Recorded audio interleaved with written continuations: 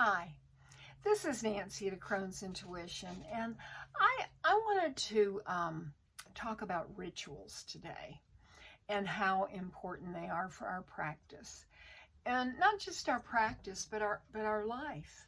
You know, what we are, what we do, how we navigate through our days. Every morning, my Chihuahua, Truffle Britches, wakes me up. She sleeps at the foot of my bed. She has a nice little cozy spot that I fixed for her. And she will get in my face and wake me up if I'm not awake. And she wants to go outside. It's usually dark. The sun hasn't come up yet. And the reason she wants to go outside is her ritual in the morning is when she comes in, she gets a small little bowl of wet dog food. Now, she has dry all the other times, but first thing in the morning, she gets her little treat, and we call it Yummies. And so this is very, very important to her. If I don't do it, I mean, she doesn't understand. I mean, it is an important part of her day. And I think that our rituals, our positive rituals that we do, affect our whole day. And so I just wanted to share with you a few things. I got a yearly planner that I put a lot of thought into. It was expensive. It was like $30. And it has all these things that you're supposed to do and everything. And I have taken a lot of that and incorporated it into my daily, what I do, but I can't do all of it because there's so much stuff that it's daunting. And your rituals shouldn't be daunting. They should be something that you look forward to, something that nourishes you, something that makes you a brighter light. And but one of the things that I got out of that day planner was this affirmation. And I wanted to read it to you just to start this off. And this is what it says. Dear Universe, here I am showing up for myself, and I am calling on you now to show up for me too. I am ready to honor my path and to walk in the world with intuition, mindfulness, compassion, and kindness, creating a life that reflects my values and that best uses my talents and gifts. I embrace positive change, and I am open to receiving and allowing good to flow to me. My commitment to myself and to you is that I will create a plan and take consistent small steps in the direction of my dreams. I am open to divine inspiration, healing, flow, higher guidance, magic, and miracles. I am open to breakthroughs, new opportunities, and helpful people. I will treat myself well, honoring and loving myself as I honor and love others with love and gratitude. And I signed it Nancy Elizabeth, because that's me. And so this is my affirmation, where I want to go with my life, how I want to live my life. Now, ritual, there are all different kinds of rituals. I have a sacred space. I have a beautiful, large sacred space. But a sacred space can just be a candle and one crystal, and that's where you hold space for yourself. And what I do with my ritual, I get a cup of tea first thing in the morning, and I sit down in this comfy chair that's in my bedroom. It's next to a large window where all my beautiful plants are. And I get comfortable and I quiet myself. and I open myself to messages from a higher source, from the universe, whatever you believe in, you know, whatever speaks to you. And I light a candle, and I light some incense and sage. I cleanse my area. I cleanse myself with the smoke. And I begin my day. I draw a tarot card and an oracle card. What I need to focus on today, what message is for me particularly today. And I am absolutely besotted with the Calandra Tarot.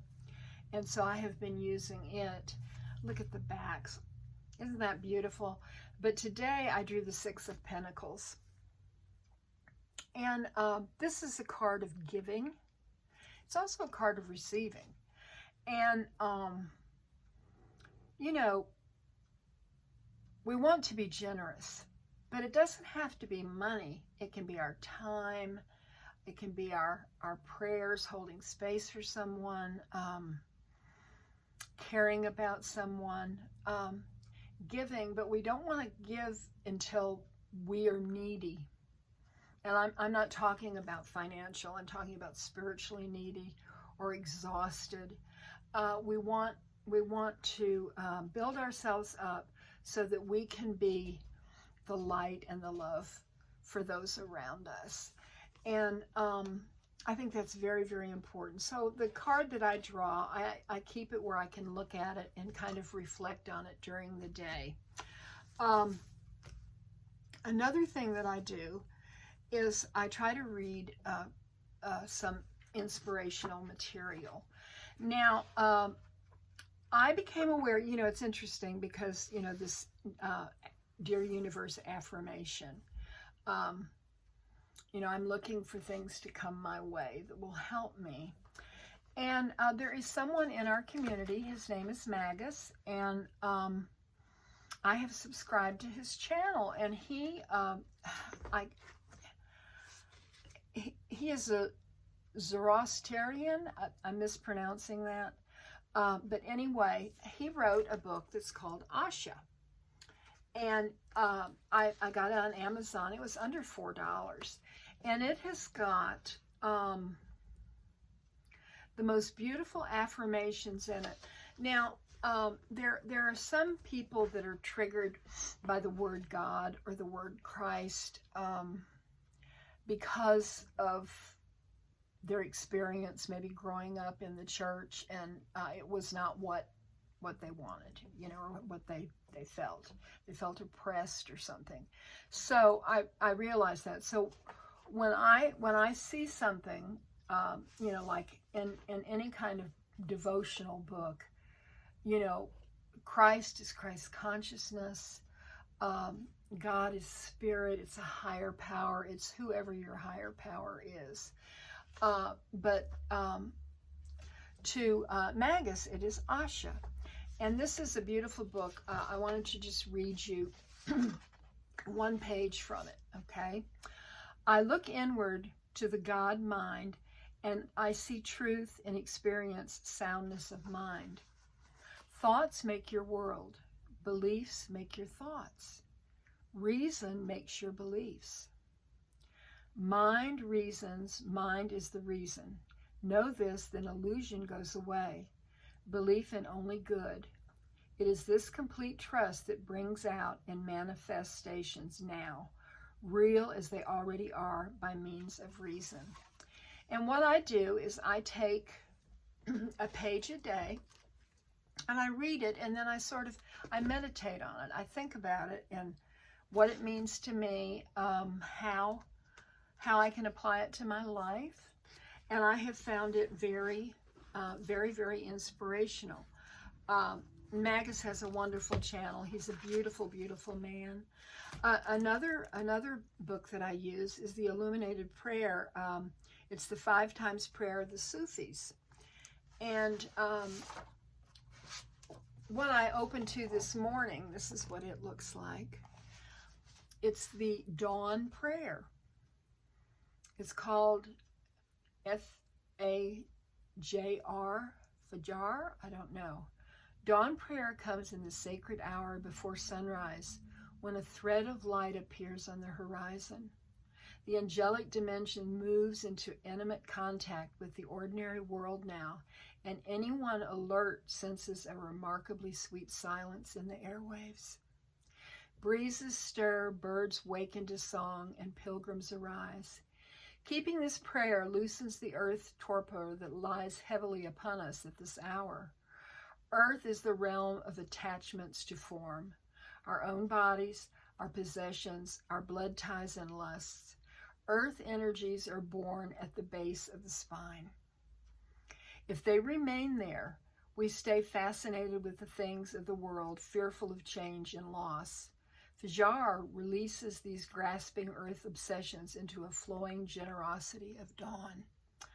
And it says, the breeze at dawn has secrets to tell you. Don't go back to sleep. You must ask for what you really want. Don't go back to sleep. People are going back and forth across the door sill where the two worlds touch. The door is round and open. Don't go back to sleep. And this reminds me of the Hermit in the Tarot. So, you know, just readings like that enrich me. It's one of the forms of ritual that I do. And let me know what you do. You know, how you start your day and what is important to you. I always have my crystals nearby and my decks, and you know, I listen to music, and sometimes I go out on the front deck and I just listen to the sounds of nature around me. Of course, we have a busy street, and so there's a lot of street noise, but early in the morning there isn't as much traffic, and I can hear all these glorious sounds. So I just wanted to share that with you, and I wish you all many, many blessings. Namaste, my precious friends.